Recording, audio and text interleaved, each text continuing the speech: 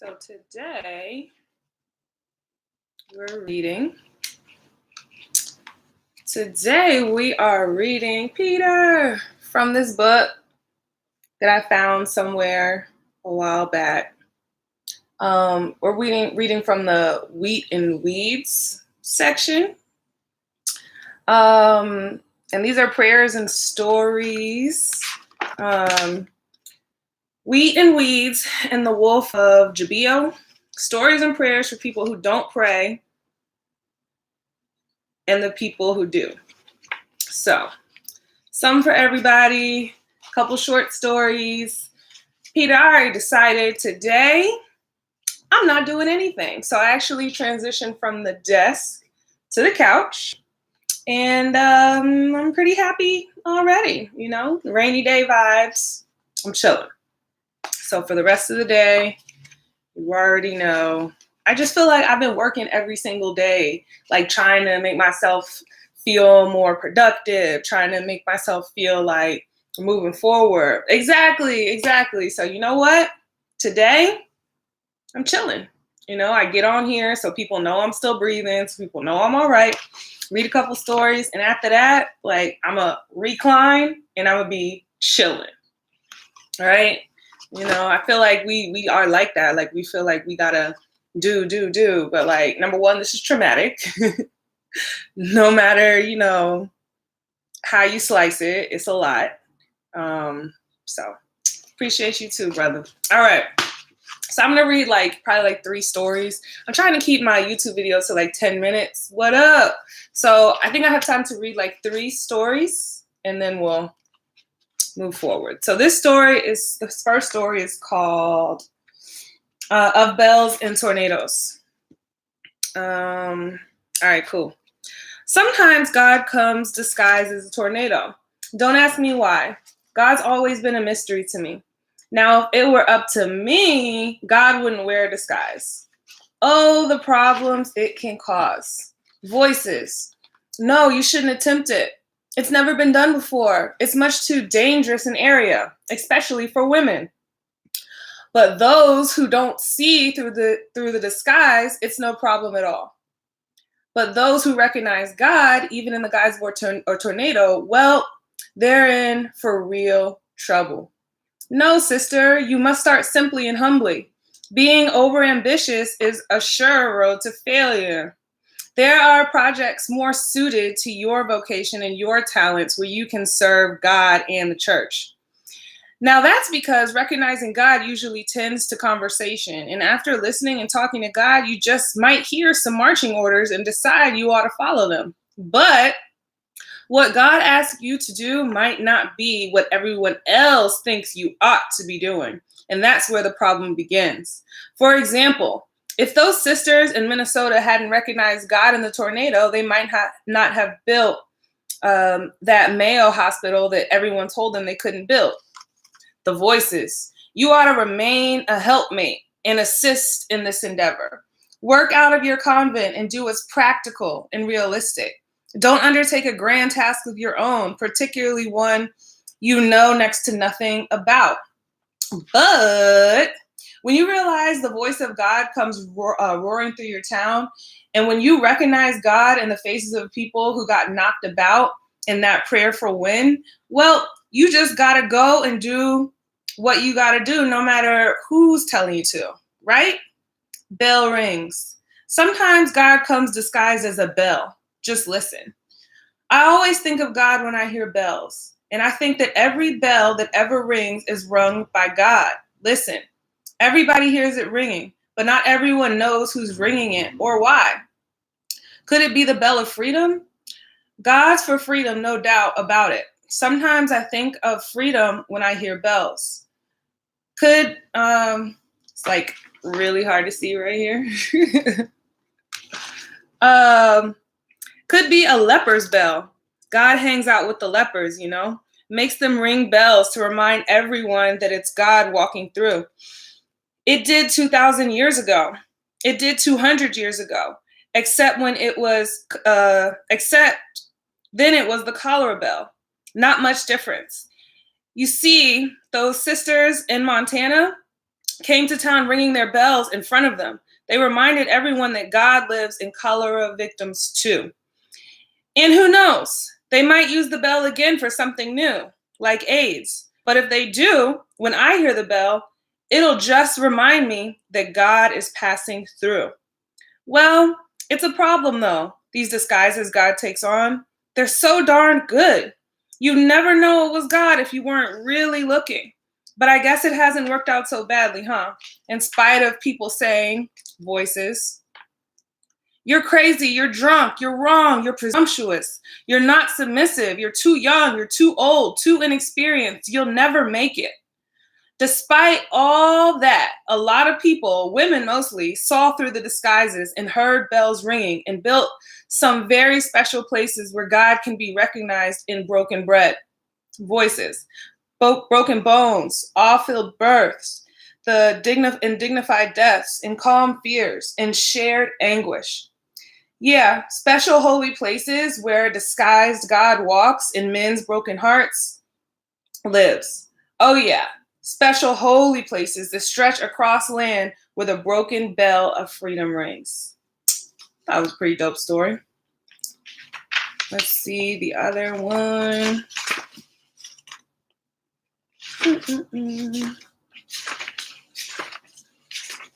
All right, this one is called Still Looking.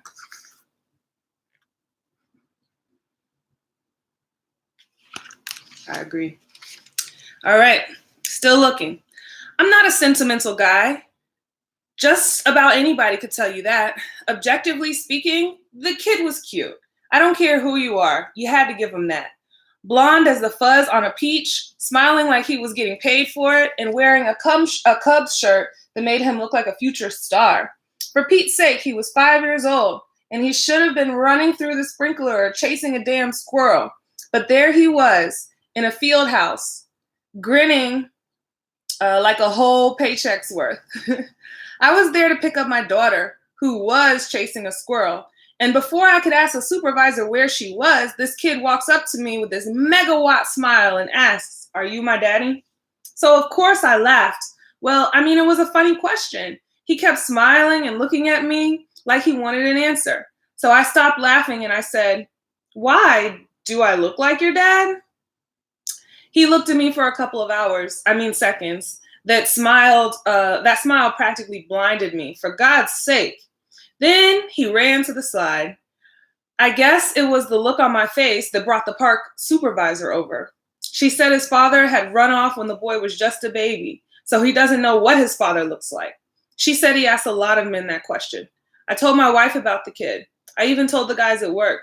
They laughed and asked what else I had been doing during those bowling nights. I told everybody I could. I thought maybe if I talked about him enough, I could get him out of my head. It didn't work. I dreamed about the kid, going up to strange men asking, "Are you my daddy? Are you my daddy?" But a couple of minutes after I'd waken up, I'd forget about the dream. And when my kids called me daddy, I was just glad they knew who their father was. Then one night I had a dream, and I was a little kid looking for his dad. I knew I was supposed to be that little boy, that little blonde boy from the park, but at the same time, I knew he was me. Even had my beard. 5 years old with a beard. And the kid kept asking that same question, "Are you my daddy?" That dream I didn't forget. In fact, I thought about it for a long time. It's funny, when I first met that little boy in the park, I started wishing I could do something for them. You know, the kids looking for their dad.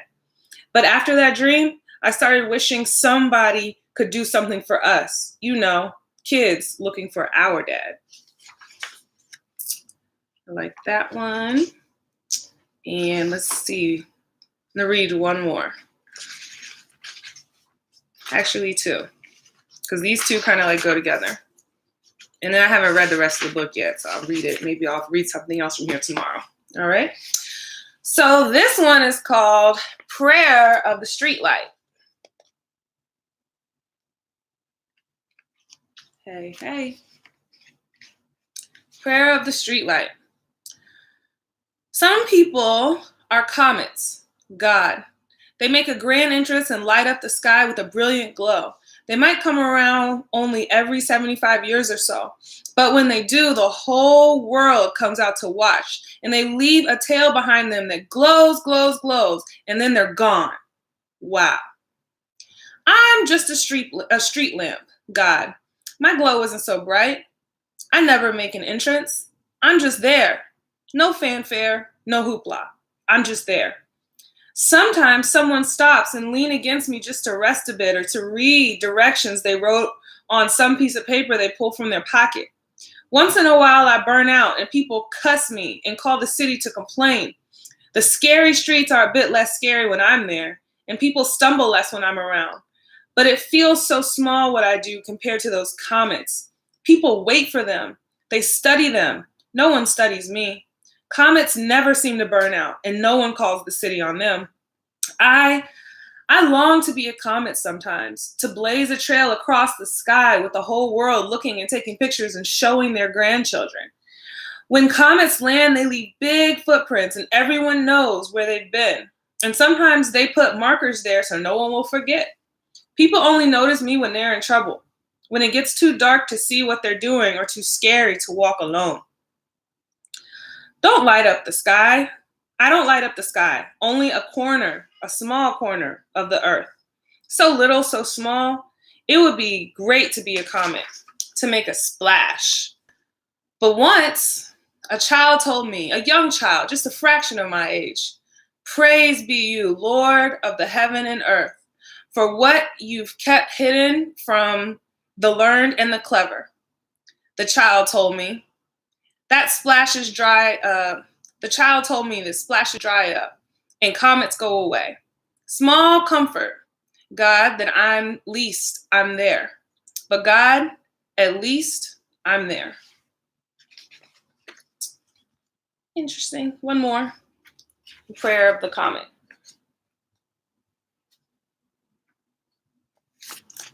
So, at least the street light was there. Small jobs matter. Everybody matters. We're all essential if you think about it. Prayer of the comet.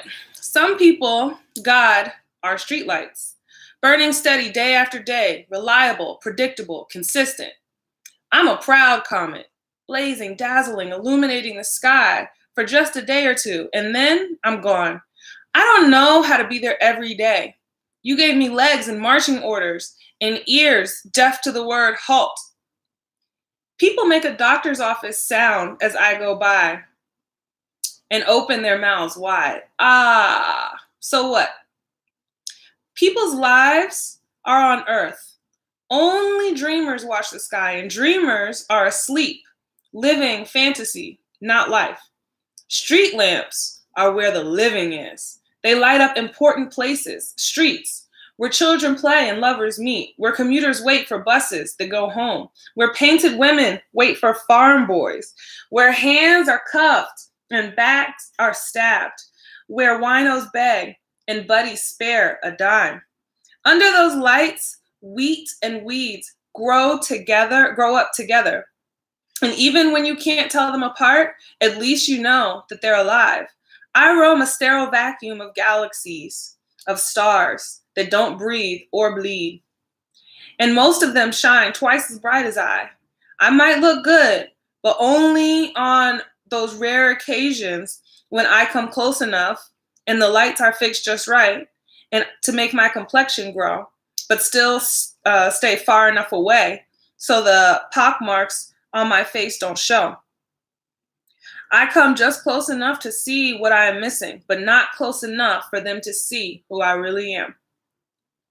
It must be great to be a street lamp, knowing those who walk by no need to impress, giving them a place to rest on their way or lighting their path home. I long to be planted sometimes, rooted, where people can know where to find me. Street lamps get their power from somewhere else. They know that. Everybody knows that. When they light up, people know whose light they're shining. And street lights know they have to stay plugged in or they go out.